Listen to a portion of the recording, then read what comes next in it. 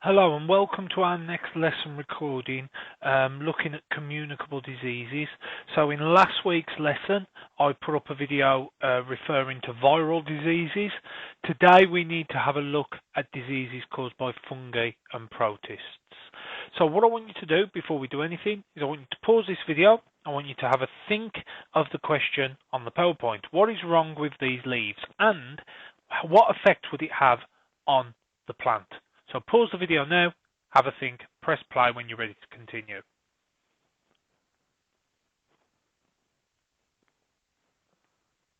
Okay, so what you should notice is that these leaves have these dark spots on them.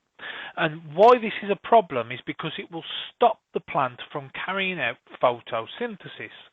This plant has a disease known as rose black spot, and it prevents the plant from carrying out photosynthesis. So in today's lesson we're going to be looking at diseases caused by fungi and protists. So in your exercise books you need to write down the title, Diseases Caused by Fungi and Protists. By the end of the lesson you should be able to describe some plant diseases caused by fungi, you should be able to describe some animal diseases caused by protists, and you should be able to explain how the spread of disease can be reduced or prevented. So, as always, we're going to start by having a look at some notes.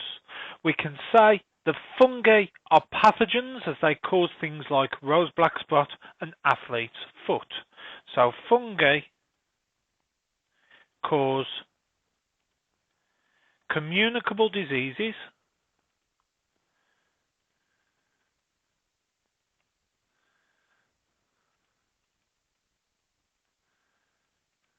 such as athlete's foot,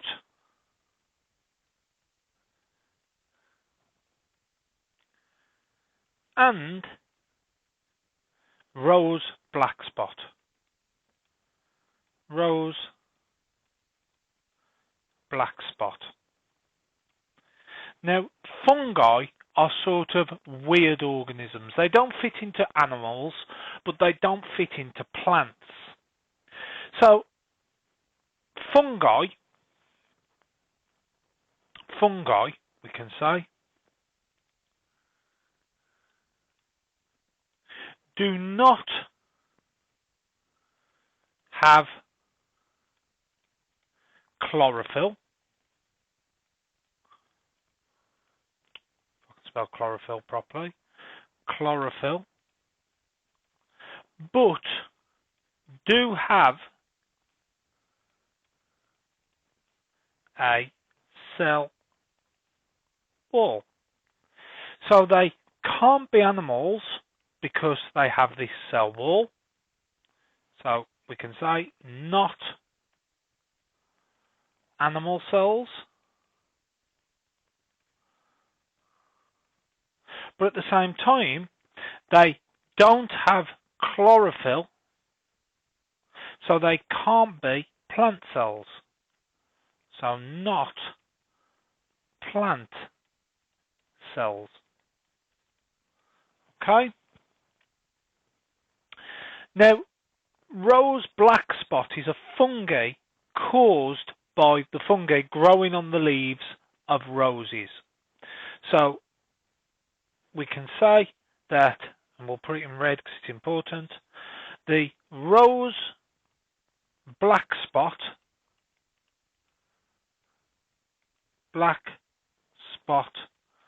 fungi grows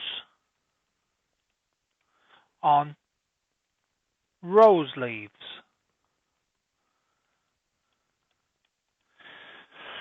Now, what this causes to happen is we get these areas where there's black spots on the rose leaf.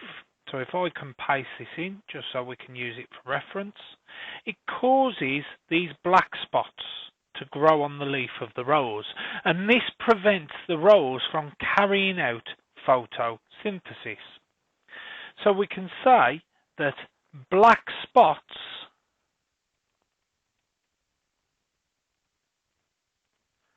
develop on the rose leaves,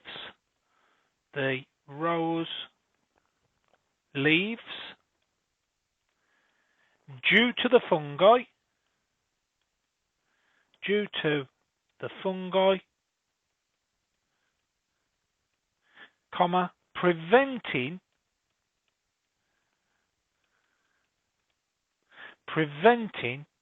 photosynthesis.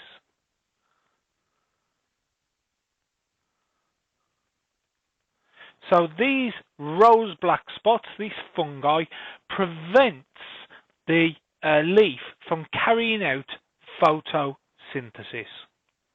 Now, fungi release what are known as spores.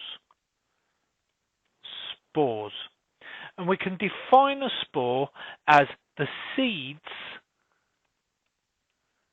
of fungi.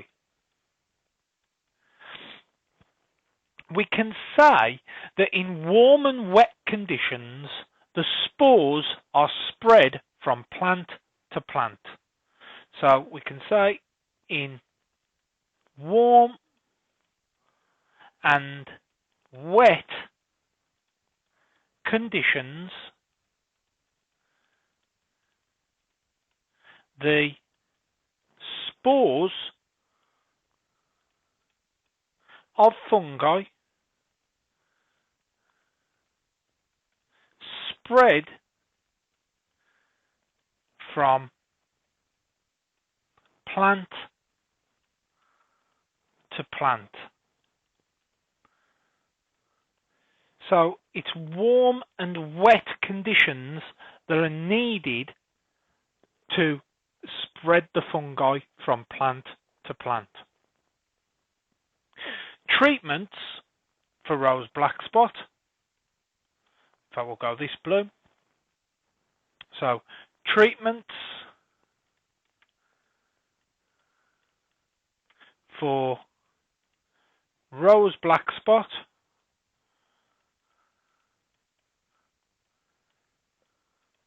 include ...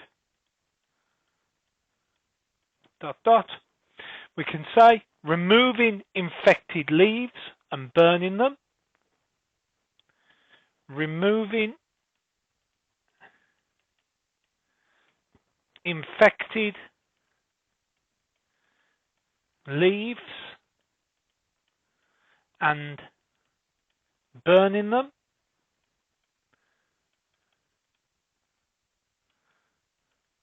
the reason we burn them is so that the spores can't spread. So spores don't spread. And the other way we can treat this disease is by using what are known fungicides. Using fungicides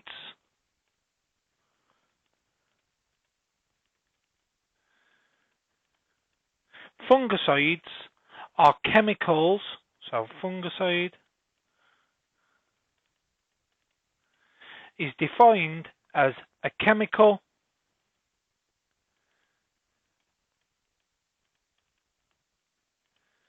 that kill fungi.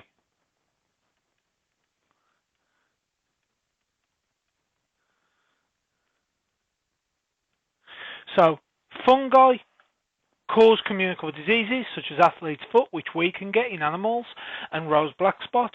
Fungi don't have chlorophyll in their cells, but they do have a cell wall. Therefore, they can't be plant cells, but they can't be animal cells. That's why they're classed as a fungi.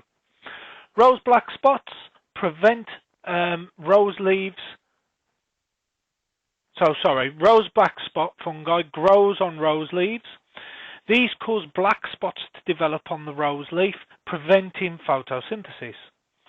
If the spores are spread in warm and wet conditions, that means that the disease or the rose black spot can be spread from plant to plant.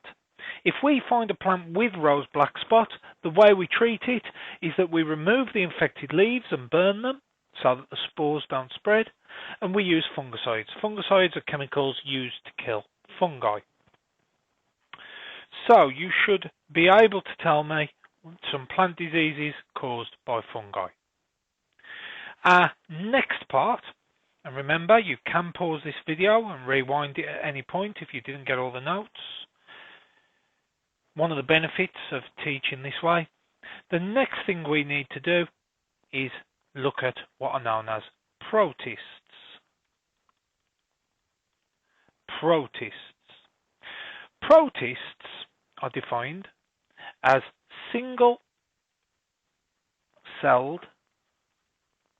organisms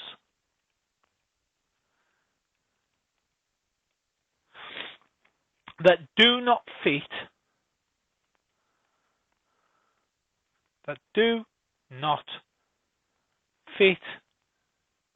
into other groups.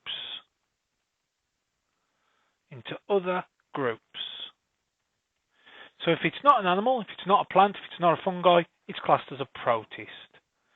Now, protists cause diseases such as malaria. So it causes malaria.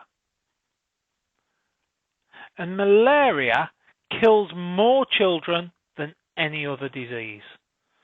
So, which kills more children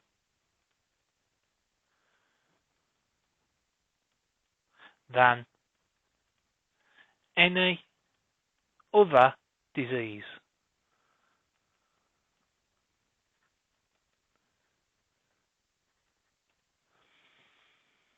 The symptoms of malaria. So, symptoms of malaria. These include a fever, sweats and chills,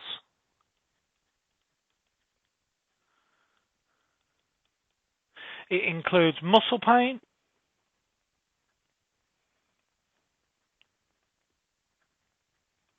it includes headaches,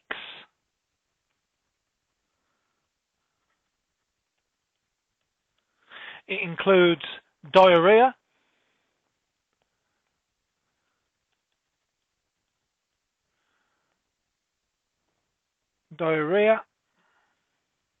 and it includes a cough. So people with malaria tend to have a fever, sweats and chills, muscle pains, headaches, diarrhea, and a cough. Now, protists that cause malaria cannot spread by themselves. They need what's known as a vector. Now, a vector is defined as something that spreads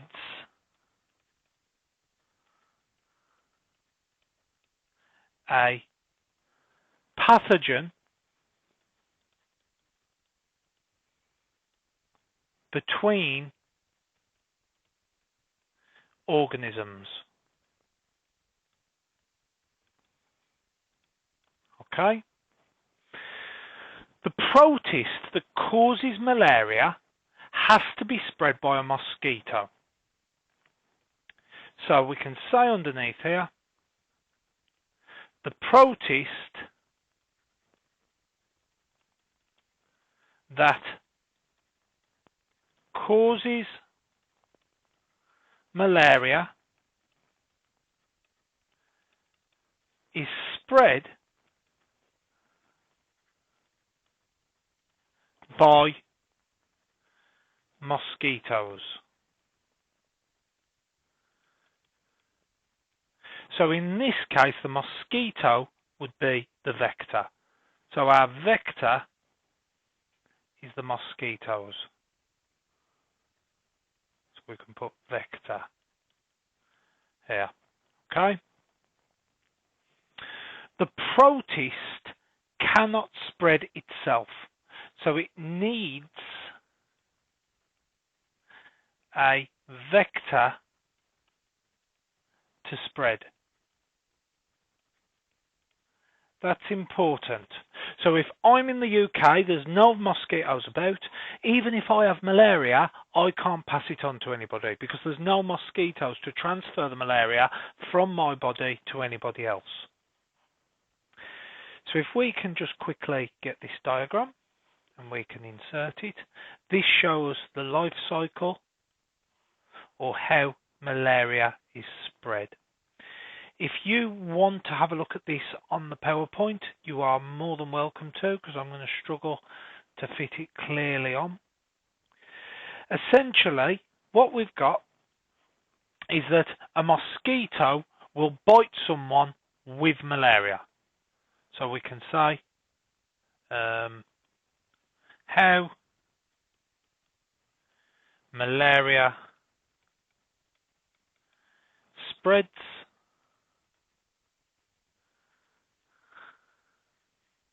We can say, number one, a mosquito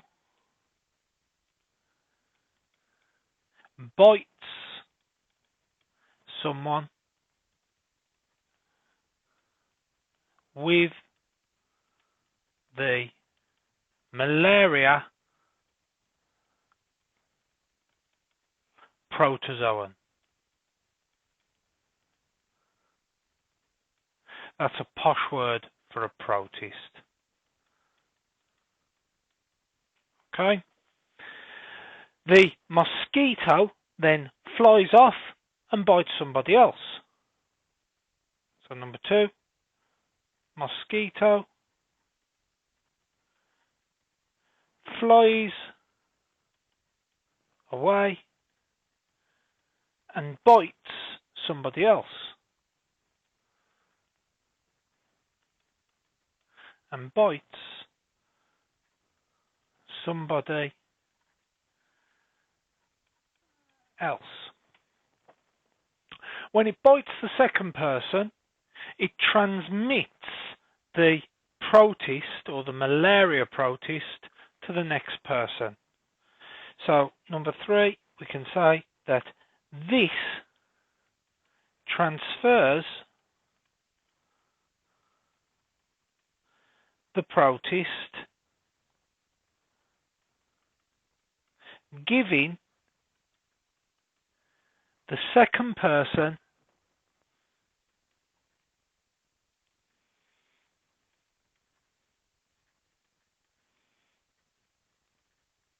malaria. So protists are single-celled organisms that do not fit into any other group. They cause the disease known as malaria, which kills more children than any other disease. The symptoms of malaria include fever, sweats and chills, muscle pain, headaches, diarrhea, and cough. A vector is something that spreads a pathogen between organisms. The protist that causes malaria is spread by mosquitoes. The protist that causes malaria cannot spread on its own, it needs a vector. And the mosquitoes are the ones that transfer it from person to person. I've taken this diagram from the PowerPoint that is attached to the Google Classrooms. You can see it in more detail there. And we've said that malaria spreads by a mosquito biting somebody with the disease. They then suck up the protozoan with some blood. They fly to another person, bite them, and infect them with the protozoan, giving them malaria. Our final thing we need to very, very quickly do is we need to talk about how to stop the spread of malaria, some things that we can do to reduce the spread of malaria. So we can say that malaria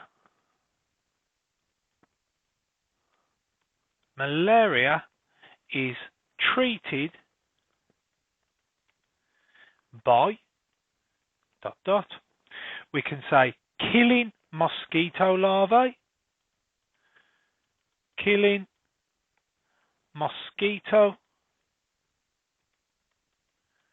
larvae, that's like baby mosquitoes, in ponds. So mosquitoes lay their eggs on ponds, on still standing water. If we kill the mosquito larvae, we reduce the number of mosquitoes and therefore the malaria can't spread. We can say Surround beds. Surround beds with nets, reducing the chance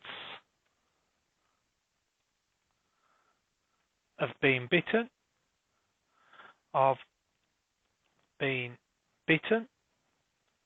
So if you sleep in a net, you are less likely to be bitten by a mosquito at night and therefore less likely to be given malaria. We can put using anti-malaria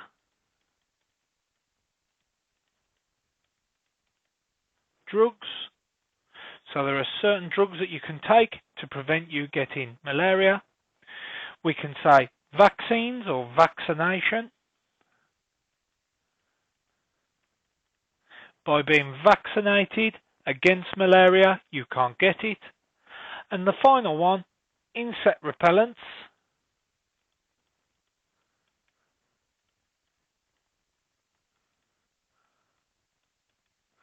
Prevent mosquitoes from becoming close to you. So, you should now be able to tell me some diseases caused by fungi in plants. You should be able to tell me some animal diseases caused by protists.